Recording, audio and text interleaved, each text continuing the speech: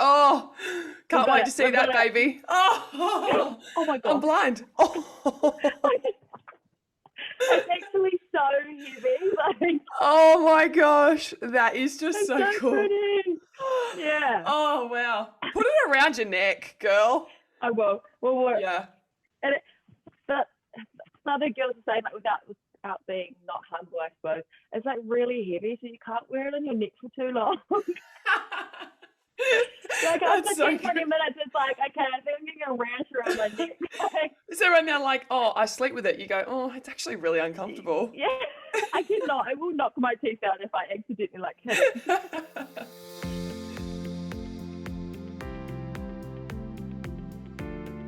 It's real talk, real people, without the BS, and it's no surprise this woman has been good enough to join me. Kiara, hello, Shiray Kaka. You're not, how are you? I'm good, and gosh, that gold medal suits you. Oh, how pretty, hey. Off the black too, it's just like shining even more. Oh, it's actually blinding me in this Zoom call. Doesn't have on my forehead that's doing that to you. Not at all. Hey, before we get started, I think I've already got the answer to my question, but we have to make sure everyone's going to be real. No fakeness on here. Can you abide by those rules? I can abide by those rules for sure. And before I introduce everybody, I think they can already gather you're a gold medalist, but I like to start things off with one word to describe yourself, Shiray. I'm going to go for the classic fun. Classic Just, fun. yeah, just classic. That's a hard one, actually, trying to figure out one word. And why do you think you're fun? I love to mock myself. I love to mock others. I love dancing, singing, all that sort of stuff. And I'm not afraid to do any of it too. So, Yeah, I'll 100% back that. I'm already laughing, and I've only met you once, so you're definitely fun. I like to pick a word for the athletes and sports people I interview as well. And for me, I kept thinking, oh, she's just really inspirational, but like I don't want to keep using that word. So I tried to look at your native tongue, and I came up with haringa. Haringa, and I hope I'm saying that properly, but it yeah. means perseverance, energy, determination, inspiration, and vitality. And I thought, you know what? I reckon Shiray ticks all of those boxes. So well done, my friend. You actually taught me that word, so I'm going to use that here. Hitting it. Beautiful. Thank Yeah, it you. is a beautiful word, and yeah, super, super cool. So with that being said, let's get into it. I want to give you a really, really cool introduction, and it only needs 3 words. Olympic gold medalist. Yeah! And I can probably add on the back of that rugby sevens. Yeah. Just somewhere over there. It doesn't have to be in it. Oh, it must just be such a cool feeling. Has it sunk in yet? To be honest, like, so in sevens, like, there's obviously people on the bench and people that are on the field. So when the whistle blew after we won, I was a little bit gutted because I didn't actually get on in the final. So I felt like I didn't actually deserve a gold medal as much as the people that had been running on the field and stuff like that. So it's been like a roller coaster of emotions of, oh my God, I'm a bloody gold medalist, to, but you didn't do as much as others. So it's been like, I know, it's been so crazy, and I'm so lucky to have like friends in the sevens team, and my husband, who have like slapped me around the head and just been like, what are you thinking? Like, this is Yes. yours. Like, this is your moment. Like, you're going to regret it if you don't celebrate it. So, yeah, first was a little bit gutted, and now I'm just like, man, I'm a gold medalist. I get to wear this around my neck. Like, all of those sacrifices that I made, this is my moment too. So, Oh, yeah, yeah. it's been a weird but very cool experience. Oh, wow. And that is the mind of an athlete, because I think everybody else could agree. We watched you, we watched the team, you're part of that team. We can't even make the Olympics. Gosh, like, we just get to admire and sit back and smile, and you're putting smiles on people's faces. But I don't think it would have helped being in quarantine, because there's a lot of time to think about stuff. Yeah, I know. That's the thing, that because it's just you're by yourself. But to be honest, I actually quite liked quarantine because I'd been with the girls for a month and a half, and I was like, I need my own space. I'm so used to just like still out about on the farm here, so I'm just used to being by myself with the dogs and cows. having to speak to people for like a month and a half straight. I was like, okay, I'm finished. Where is your farm, by the way? I should let everybody know. Just in Tauranga, New Zealand. Yeah, cool. Yeah, And I you wouldn't really call it a farm though, because like my cows will never die. I'm not killing them. Like all the animals that come here, they just live here and get free rent. So prosperous life. You know what? That's a Yeah. hobby farm, so that's still a thing. That's a good way I'm going to call it that now. Yeah, it looks great on your Instagram. I think, gosh, at least you feel like you've got some sort of freedom right now in a world where it's pretty chaotic. I want to know your story because for our listeners, you said that you didn't play the final, but it's been such a road to even make it to Tokyo. When I watched a video that Rugby had uploaded of you being able to tell your husband, and was it your dog kids that you were also saying? It brought a frog to my throat, and it takes a bit for me to cry. But wow, your road to Tokyo, please tell us. Oh, wow. So I've been playing in the New Zealand Sevens team for maybe like 7-8 years now. Through that, I've had 2 ACL surgeries, 1 shoulder reconstruction, and then I was out for a year for almost all of them. I've lost my contract twice, one for just not being good enough, and the other was just because I was a sookie. I didn't make the Olympics for Rio, so I took off to Japan with my husband, and then tried to make a comeback. They didn't have any spots for me, so I just kept grinding and kept trying to make the team, living apart from my husband. So I was away from him for 5 months, trying to get a dream that I actually got, but some don't. So yeah, I've wanted to quit many times. After the second ACL, I was like, all right, I'm having kids, I'm done, I'm going to retire. My husband makes enough money, I don't need to do anything. That sort of thing. But I was very lucky to have people around me to help make the decision like, oh, you're going to regret this if you don't go for it again. So yeah, now I'm here, the gold medal around my neck. So yeah, pretty crazy story. It is crazy because you're downplaying it as well. Like you're just sort of, oh yeah, I had a couple of ACLs and a shoulder and nearly 3 years and a couple of contracts ripped up. For any athlete to even get past one contract being ripped up and one ACL is a feat in itself. And you're so young. So you're 26 now, but you actually went to Rio and as a reserve. So gosh, the mind games would have been hard. The mental strength to try and be up. And your husband, Gillies, was also competing and he was playing for New Zealand. So how tough was that? Oh, it was so tough because I was so young and I hadn't done any mind work, like about meditating or, sitting with yourself and figuring out your feelings and values and stuff. So when I was in Rio with him, I was a sack of shit. Oh, no, that's okay. You're being real. I was just a sad sack. Like, I was putting on a brave face, like pretending that I was okay, and then using Gilly, my husband, to bring me back to earth. So a lot of the times when he could have been out doing fun stuff with his teammates, he was actually looking after me. So his experience of the Olympics, I wouldn't say was ruined because of me, but there were parts of his trip that he didn't get to enjoy because of me. These Olympics, I wanted to do everything I could and enjoy everything that I could for him. It was really, really tough. It's very selfless of you to realize that you didn't ruin his trip, but you could see that you affected his trip. And then also I find it a little bit, it's not funny, but isn't it weird how it's an Olympics where you can't really enjoy yourself and go crazy and do whatever you want because there's COVID. It's karma, actually. Now that I look at it.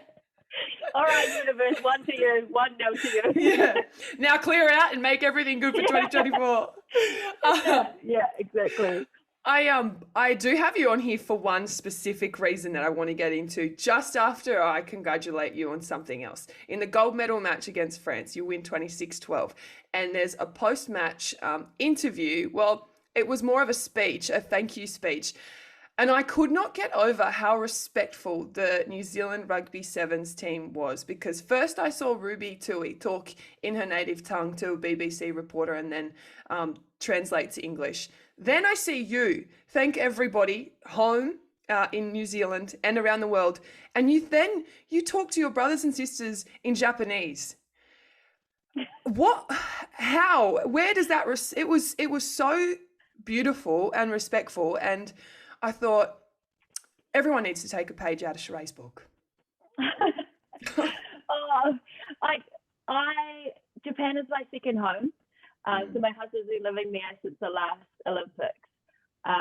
And they're just such kind people, so respectful, so loving.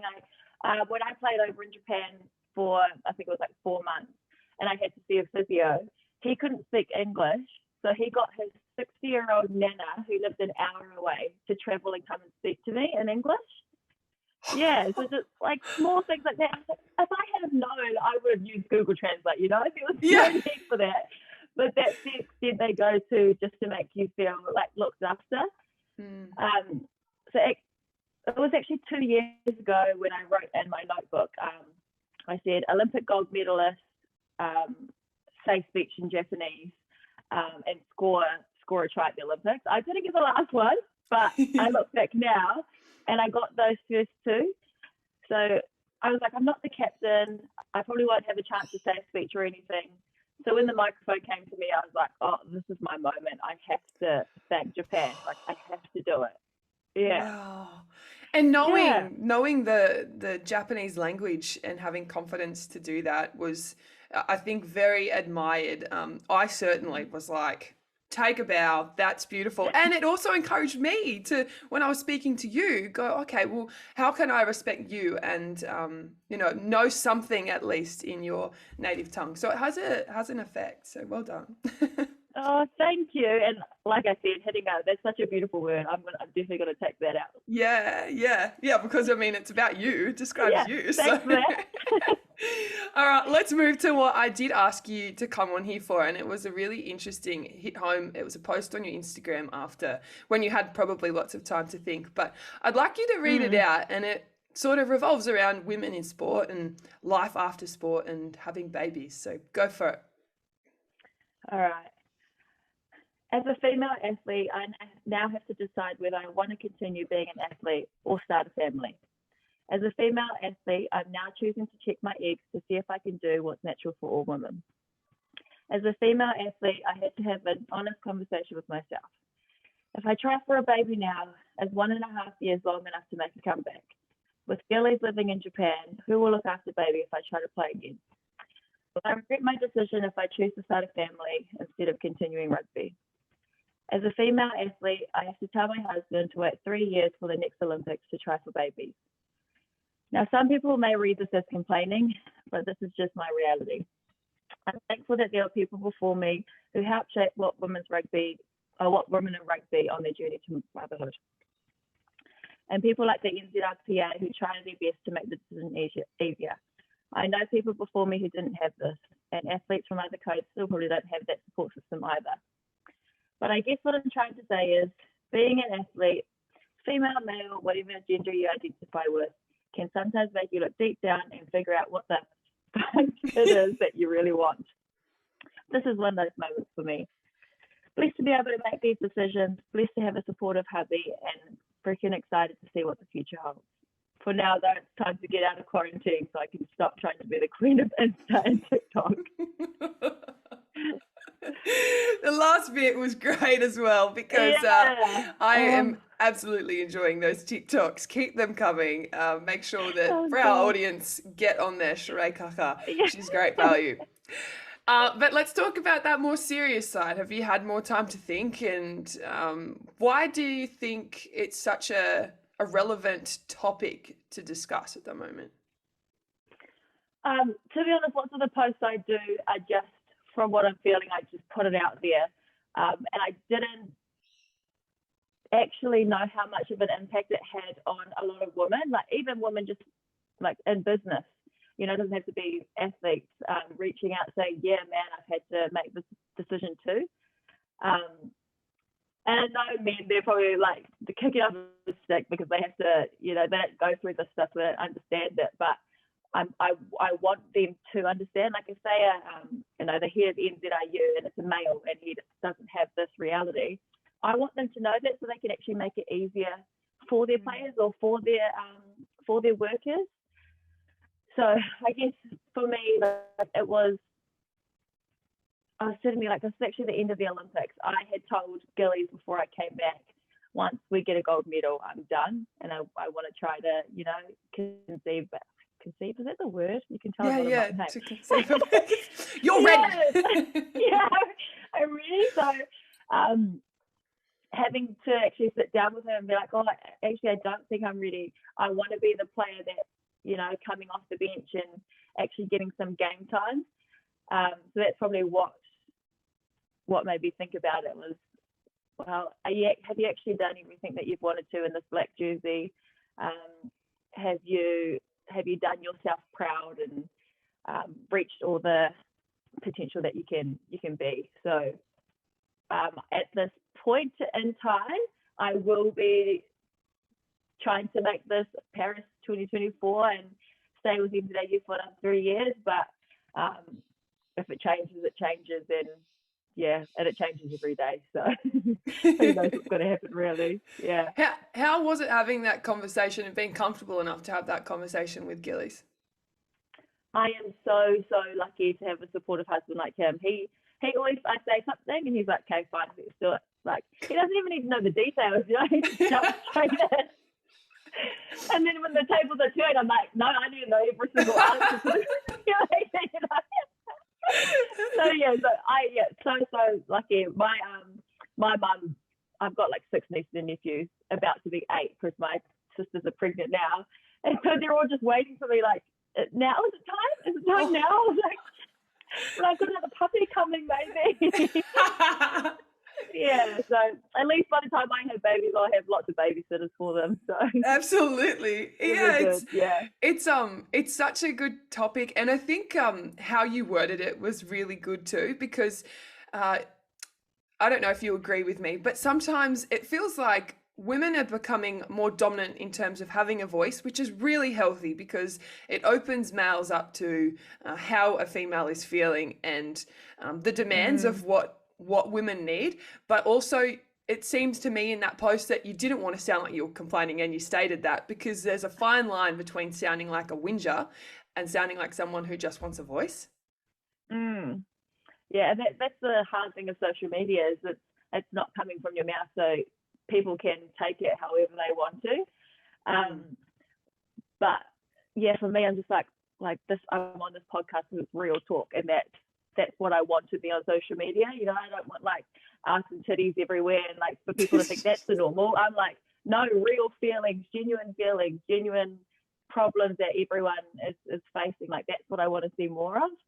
So I just really love even people coming from netball, swimming, rowing, like shooting, all of these different athletes, and they're all having the same issues. I'm like, okay, cool. How can we band together and try to make a difference, and for the next athletes or businesswomen coming through, making it easier for their future? Yeah.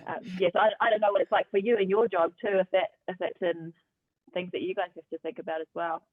Oh, yeah. I think, you know what? I think it's probably for almost every female in every workplace. You're very careful of timing. Timing is everything. Yeah, I'm nearly 30 and I go, oh God, babies are not in my like picture yet because there's so much I've got to do. But then you go, well, you can't be 40 and popping out babies, or can you? Like, what do you do?